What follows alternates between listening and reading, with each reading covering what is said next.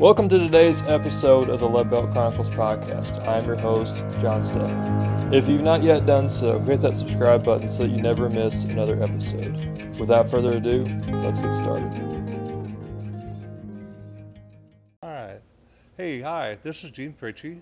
Well, that was a lousy way to start, wasn't it? We both know who I am. All right, I'm Gene Fritche. My wife and I own Raggedy Annie's Antiques. And boy, that was a blubber. You're laughing at me. It's okay. All right.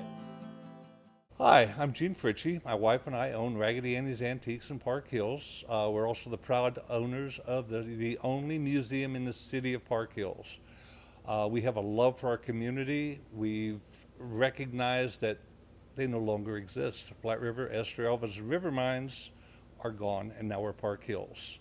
We and our family were part of river mines, and it's very civic pride, I guess, caused me to build this museum, collect everything, and make sure what we have is out where people can enjoy it and see it. We hate the fact that people have large collections. They're in a box or in a basement, they're in a garage. I've got one. No, you can't see it, and that's not my goal. We believe in sharing, and that's one of the things that we're trying to do here. And I definitely love what you guys are doing here, Gene, because somebody actually told me, I believe it was Dale Luster from down at the Number 9 coffee shop. He told me about you guys one day, or he didn't tell me specifically you, I don't believe, but he said, hey, there is a shop up around Park Hills you might want to stop by. And that's the reason why I stopped by, what was it, a couple months ago, I think? Yeah, sometime in November, I think. I want to say, it was before Christmas, I know. And I know I talked to you about having you on the podcast and kind of talking about what you guys do here. And just going through in the very back, it's truly amazing what you have collected over the years. But what I want to know, Gene, is I know you've been doing this for a few years, but tell me, what did you do in your early years to get to the point to where you are today? Well, I worked at the glass factory. I grew up pretty well in Bonne Terre. I graduated North County High School in 1975. In 1978, I moved to River Mines and started to work at the glass factory. And that's predominantly where I stayed for about 30 years. I'd do side jobs, different things, always stayed busy. I got into rental houses, and it just, things grew. I've always been a history nut, and I love history, and I love showing things and talking with people, being people. And something told me a long time ago the glass factory retirement was not going to get me through. Most everything you see here in the store is stuff I've collected. A lot of the stuff that's in one cabinet I've had since I was a kid. And it started out there as not for sale, but can be. You put a value on things. And to me, the history has more of a value than the monetary side. We're proud that the museum is here. We're trying to make it grow. It's difficult. You have to buy everything. Nobody wants to donate to speak of. We've had two very generous donors, and I appreciate them a lot. But they were very generous, and we were able to take and incorporate what they've given us and build on what they've given us. It's taken a lot of time, a lot of money, and I don't know how to thank the people enough that come in and really enjoy it. And that's our goal, is to fill that void. We all know things, or we all have things in our past, good and bad, but when you come out of here smiling or with a tear in your eye, I feel like I did my job. Yeah. I kept your past alive. Your memories are out there. All you have to do is come by and relive them with us. You know, and you're doing exactly what I'm, obviously a lot longer than what I've been doing, but that's why I want to start this podcast, is because there's a lot of those stories. You know, just talking to you, Gene, you know a lot about the history of the area, and the thing is some of that may be on paper, but a lot of that you've been able to obtain just by growing up, what you've experienced. And there's a lot of guys and gals out there like you that, unfortunately, we're not going to be here forever. You know, one of these days our card's going to be pulled, and the good Lord's going to take us home. So that's the thing, is when these stories are not preserved, they'll be gone one day. And that's why I love what you're doing here, is you are trying to preserve as much history as you can. That's what I love about it. And so what I want to know is, was there an item Do you remember like the first item you got that really like sparked your interest in collecting, or was it just what actually got you into collecting, like I have to memorabilia? laugh. We started coming down here in the late 60s from North St. Louis, and there was an old grocery store gas station north of Bonterra on JJ called Frank and Aggie's. And out back, I found a small iron, like an ironing iron, and I bought it for a quarter from Frank, the owner, and before I left, I sold it for $2. And that started the fever of buying and selling. And I was probably 9 years old, 8 years Really? old. And ever since then, we never had a lot growing up, so I always believe in having something to show for the money that you spent. People that say, oh, I want to go make memories, take these vacations, you get to a certain age, you get dementia. You know, you don't always retain those memories. But if you have something physical, it's always there to remind you of something or Yeah. someone. Yeah. And that's what I just love. I love history. I can thank Mr. Cook, my high school teacher. I loved his class. And that's, I guess, really, it wasn't until my sophomore year that I had him. But I had always loved history. I didn't realize how much until he brought that out in me. And ever since then, I just started collecting. I worked at the glass factory for 30 years. I buy a building. Guys would make fun of me, but I'd buy a building and fill it up, buy another building and fill it up. Something told me that my retirement from the glass factory was not secure, and it wasn't. So part of it at that point was I'm retired, take what I've accumulated, sell it, there's my new retirement fund. Yeah. And it kind of all came together about 15 years ago, 2008. I retired from there and started the wheels in motion. I started buying the buildings, doing more to make that a reality. Okay. So now tell me a little bit more about the museum in the back. I know you've been collecting a lot of stuff for years, but when did you start collecting things and memorabilia, and when did you start the museum in the back? Is that something that you had started somewhere else in one of your buildings that you kind of had for your own use, and you just decided to finally display it here? How did that start? It was a plan that I started when I bought the building, because I couldn't figure out a way to support the museum without it riding piggyback on an income source. The museum would never make it on its own. There's no way to fund it. But roughly 5 or 10 years ago, I guess, I really started doing the Flat River stuff, the Deloge, Elvin's River Mines, all of that. And whenever we got this building, that was in the original layout that we had marked out. We changed the lighting or rearranged the lighting just to accommodate what was underneath. And that was our formal plan. Everything was planned around the museum. In the beginning, I wasn't sure I had enough to do what I wanted to do. I don't know if you've noticed some of the cabinetry in here. It all comes from different places. The cabinets on the back wall that hold all this glassware here, that's all came from Foulon's drugstore. The checkout counter came from Vineyards Hotels. The glass cabinets in the back all came from the Honda shop. But there's just so many things in here that came from the local businesses. Halsey's, up at the Halsey's property, they did a lot for me as far as helping me find stuff. There's a lot of other people, I say a lot, there's several other people who have really helped. Larry Kernan, Gary Kernan.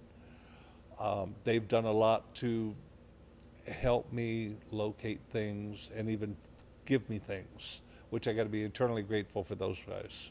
They did a lot. But going back to the question, when? Not long enough. Well, I wish I would have started sooner. There's still a lot of stuff out there, but times are getting harder and people are selling things they're not donating. And it would help. It would make my job easier. It would make the museum grow at a faster pace. It would do a lot more. And I believe that, no matter what you have, if you don't have somebody to share it with, you don't have anything. And if all these things were put away in boxes where most of them came from, we wouldn't have the museum that we have. Yeah. So I kind of talk about some of the items inside the museum. let's pick a few items that you know is in the museum that you really enjoy. That when you found those items, you knew you were getting ready to purchase or get those items. Which items were you most excited about to have? I know all the items are important, but which items did you find the most important? The best find was Chris Halsey's and the old swinging bridge. He was walking down there by the where the old bridge was, and he found it buried underneath all this undergrowth. And he called me, and I went down there and we found it, and it was incredible. All the memories of all the guys, kids growing up in town. That's where you took your girl across the bridge and you shake it real good just to get a hug out of her. And but that was a really important part of history, not so much just now, but the miners, they used that back in the 1800s crossing the river. That was the only way across. And the fact that a small portion of it is left. Whenever it was taken down and removed, they dropped it. They left about 5 boards, I think, and they just cut it and they drug it off the other side and they left the rest of it there to die into the eternity. You know, and it's so easy to just knock a building down or bulldoze something. I mean, I understand there's sometimes old buildings get to a point to where they're irreparable, or I don't know the right word how to say it, but basically beyond repair. But that's what I love about, especially over here in Park Hills, between like what you do here and like the Holsey group over there, Holsey Properties, and Chris and his cousin, all them. What they do is just, and that's why I told Chris the other day. I said, it's amazing what you guys do for the community and restoring the buildings and stuff in the area, because if they weren't restored, I mean, you'd forget where we came from. And that's what I love about the museum in the back is just you're highlighting, number one, Flat River changed from 1994 to Park Hills, and so a lot of younger generation, they don't realize that. And Flat River has a lot to do with our foundation of how we got started. Flat River used to be, I think it was Flat River Camp back in the day, had to do with the lead mining, because my understanding, Flat River was an area that was the prominent area in St. Francis County that had to do with mining, wasn't it? Yeah, actually Flat River was the largest unincorporated city in the state back in the days.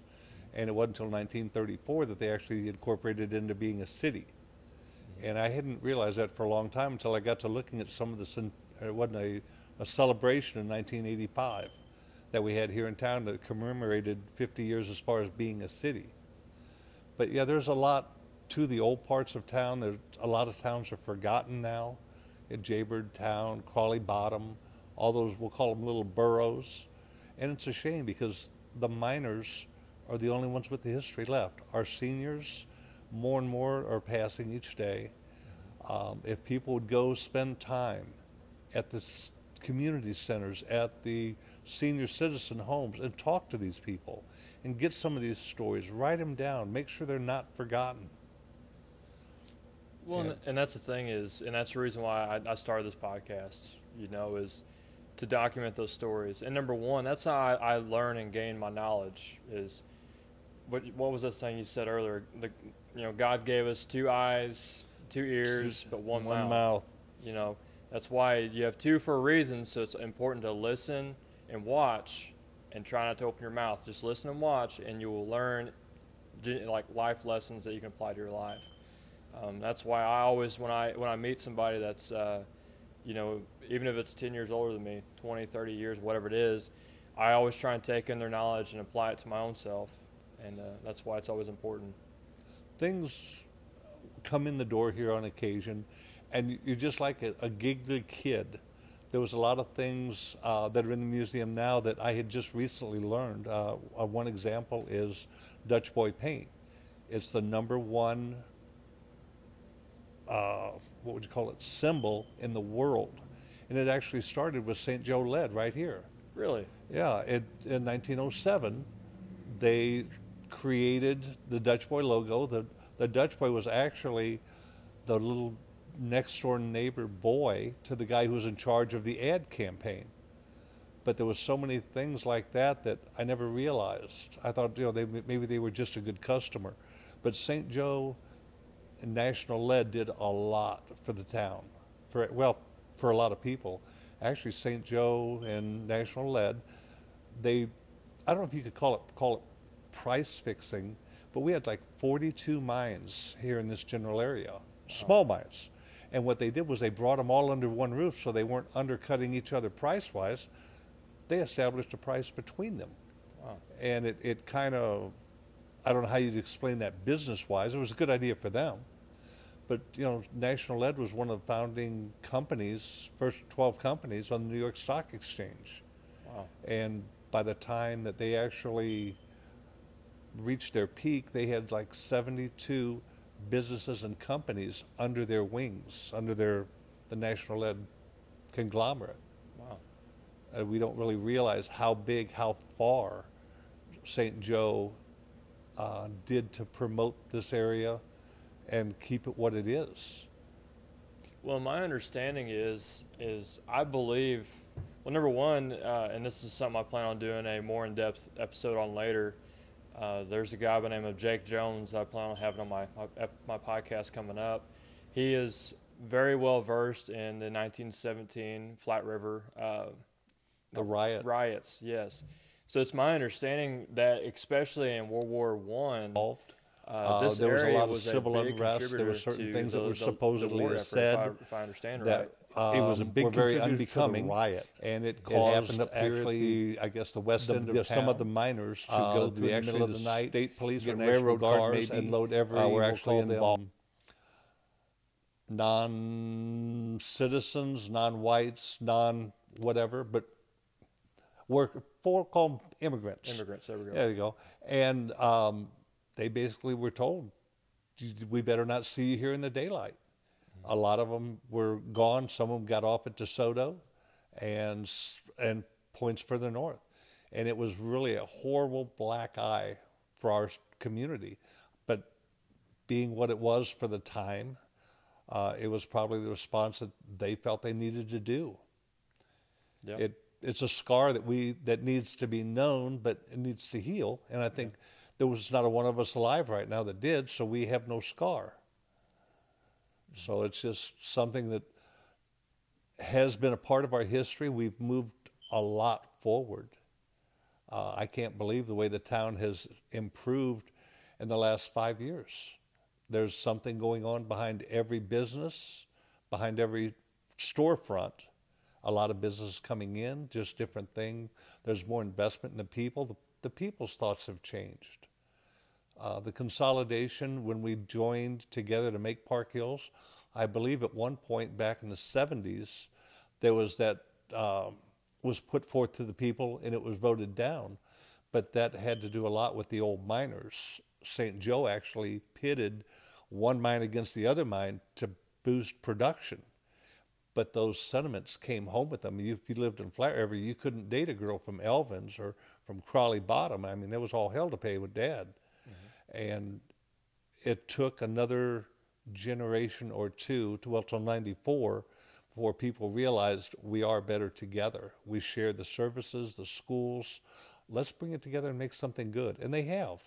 And so that's why, because obviously it was 2 years before I was born. I was born in '96, so I didn't get to obviously experience it firsthand. But the reason for the consolidation of the smaller towns was mainly for, I guess, business and monetary reasons. Because, like you said, they would do better together than separate, monetarily and business-wise. We were river mines. The best we had to offer. We didn't have sewers in all parts of town.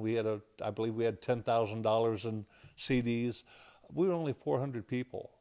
A town like that doesn't draw any business. And Elvins, the biggest fear was Flat River was going to take over and be dominant. And as it turned out, they made promises between the group that negotiated, and everything actually went really well. They didn't have to duplicate services. They promised nobody would lose their jobs. Nobody did. The basic fire departments, they made really good ideas as far as if you were at a truck over in Elvins and you had one in Esther, everything was in the same location on each truck, and that way there was no, I can't find it. And it worked out really well for everybody. Wow. And it's those kind of things that people didn't get credit for that they should. They were the really unsung heroes that they went through a lot of crap from a lot of people, but they did well.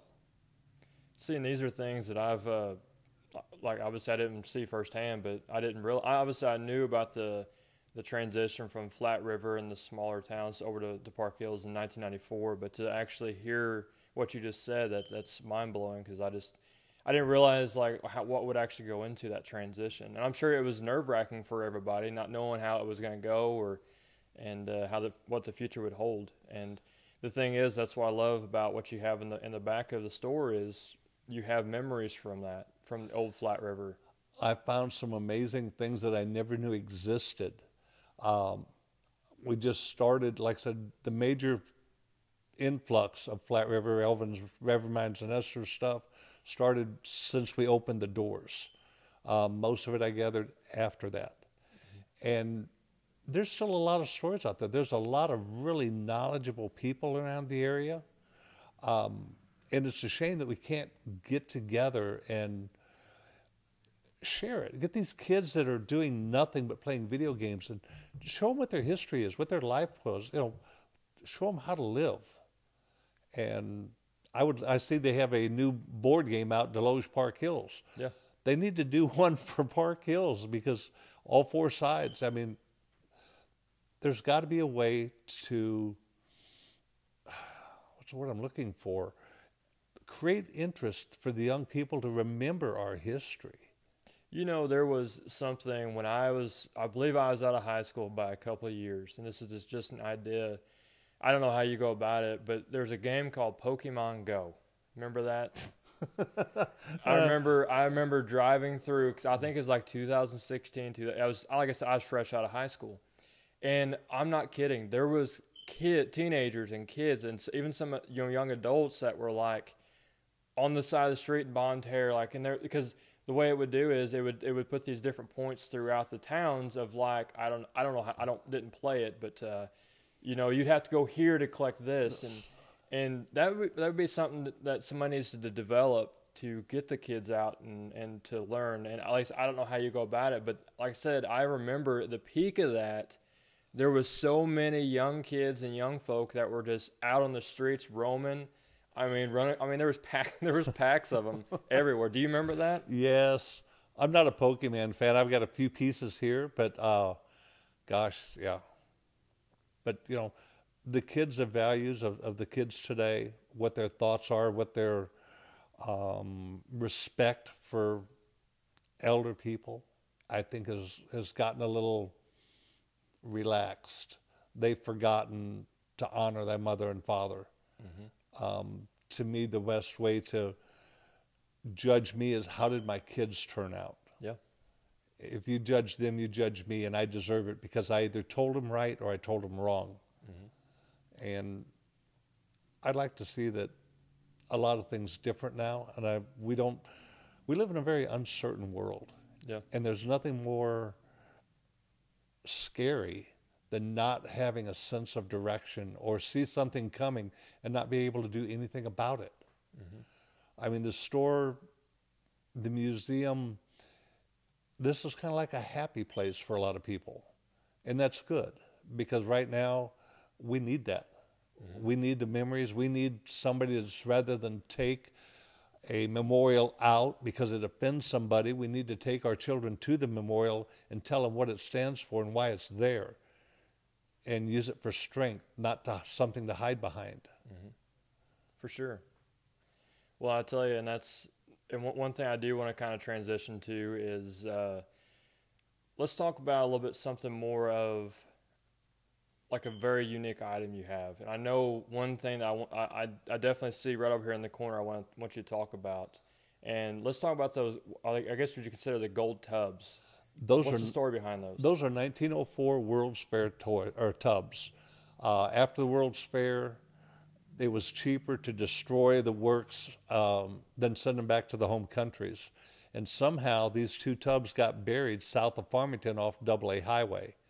1973, the owner of the land was digging and he hit one of them in his front yard. It took him about a day and a half to unearth both of them.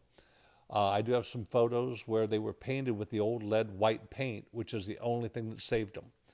But anyway, 1973, he was digging, he dug them up, had no idea what they were.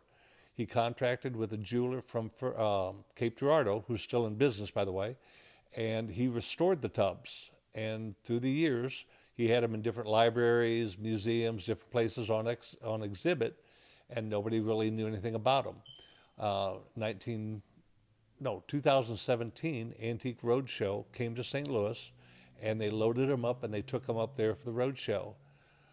They stopped, basically just stopped. They knew exactly what they were. They're all signed, and they were from the World's Fair. Gustav Lind is the artisan. He actually died in '03 and didn't come to the fair for that reason, but the company that he worked for brought the tubs anyway. And the roadshow put a very hefty price on them for insurance reasons or whatever. And they got the story about them. So that was the good part. And then after, well, let's see, 2021, I befriended a fellow who came in here and we started talking and doing different things. And he happened to have them. He was good friends with this person who owned them. So I agreed to buy one to give the store credibility. I got this thing that antique stores need to be antiques, not yard sale stuff, but true antiques.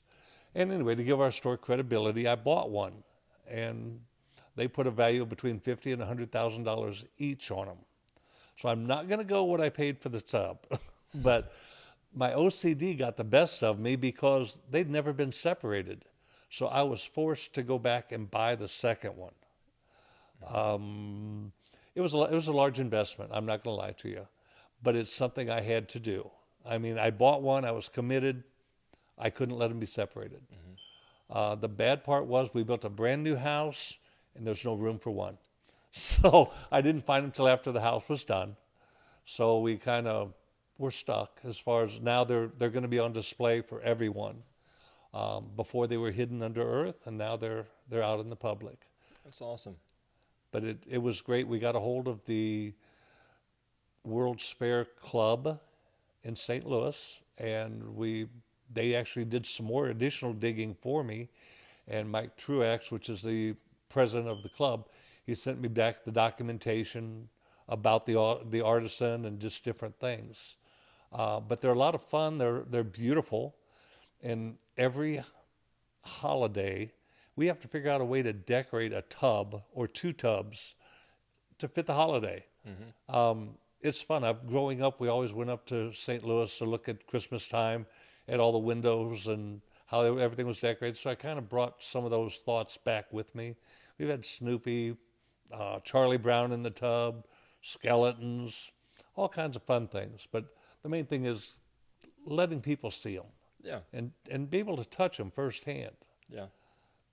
They're beautiful. That's all I can say. And I'd encourage anyone who loves beautiful things and odd things to come by and walk through history. Some of it you can take home, and some of it you can't. For sure. But at least you get to see it. For sure. Well, that's one thing I want to kind of transition this to kind of draw to an end. What I want to do is I was going to do it this episode, but let's make it a part 2. This is not the only thing you own. And real briefly, because I want to just kind of get it real brief, because I don't want to ruin it for the second episode or the second part 2 to this. What else do you own here in Park Hills that's huge in the history of Flat River? Well, I have the Park Hills first historic site. We made the National Historic Registry in September of 21 for Howlett Golf Station. It's back, it's beautiful, it's cleaner than it ever was if you talk to all the patrons. It's restored to 1950, 1949. It's a beautiful photo shop for as far as anybody wants to come in and use and take pictures with their cars. It's a beautiful piece of history. Yeah. We brought it back to life, and I'm very thankful. My wife is very understanding.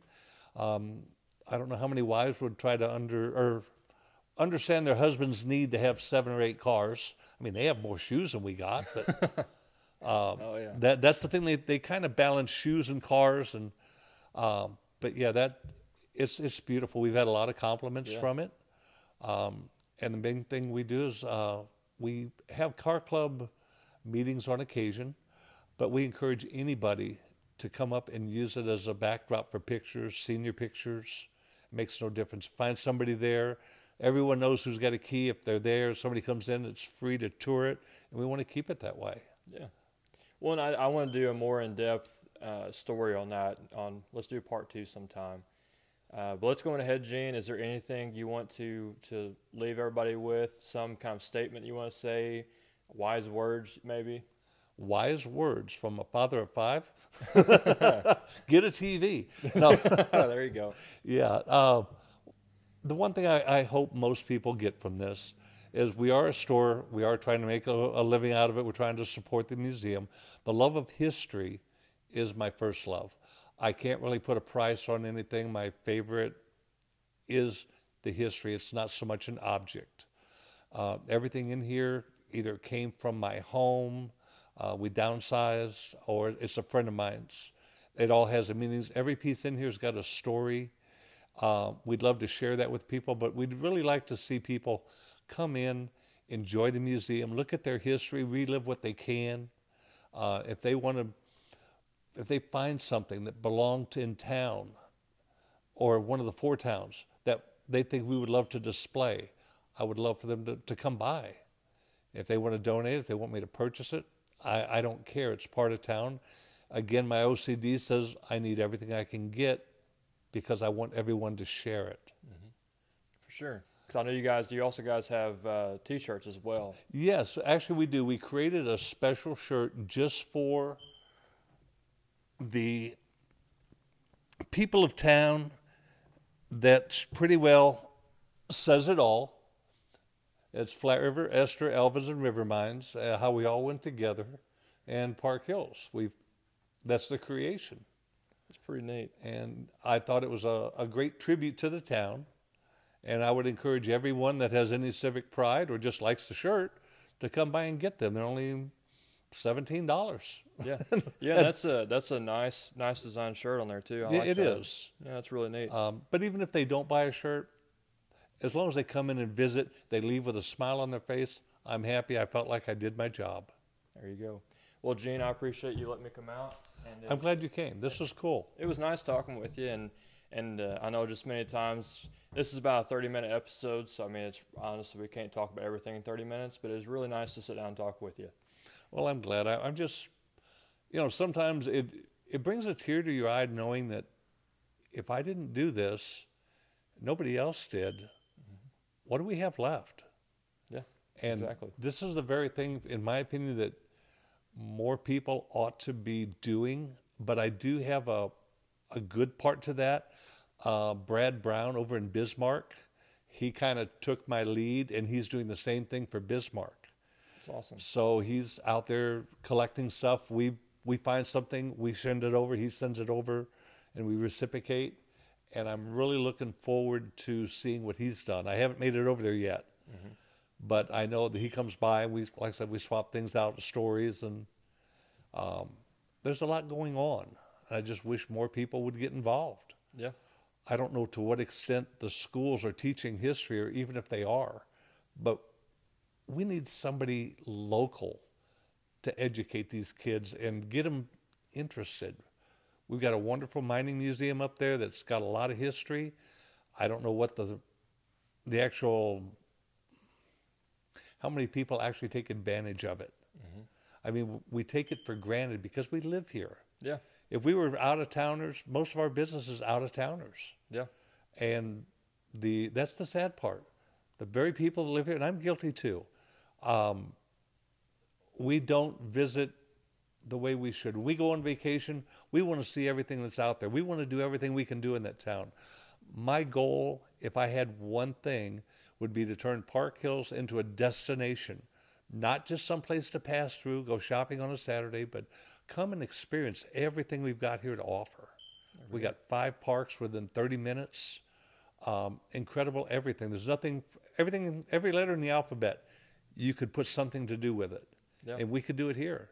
Yeah. It's just getting people, more people, our local people, to participate. And if that would be like a bucket list, that's number 1 in the bucket. I'd love to see it empty before I die. There we go.